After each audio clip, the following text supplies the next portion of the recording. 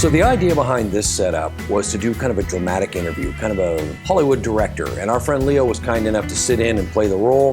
The idea is basic key, fill, no backlight, and instead we're lighting the background. So my key light is a SkyPanel S30-C. It's a small, diffused, beautiful LED source from ARRI.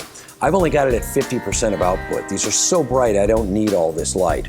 On the front I put a DoPChoice SnapGrid. It's a black celled grid that controls the spill light. And without this broad diffuse source lights the whole room. The back wall, everything's lit up.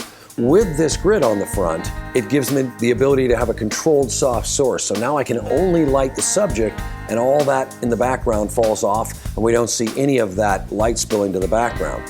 So my main key light is here lighting the subject. I put a white bounce card off camera left.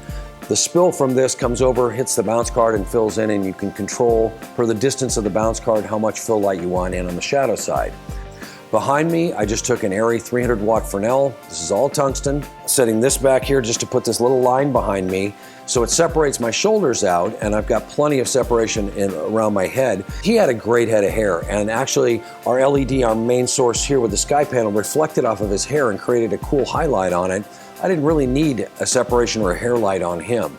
So it's a 2-light setup, and I think we get caught up in the key fill back all the time, and sometimes it's nice to break those rules.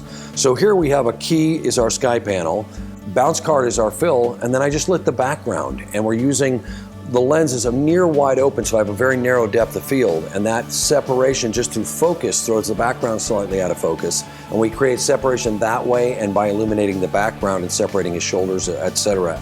So it's a 2-light setup with a bounce card, super simple, great look.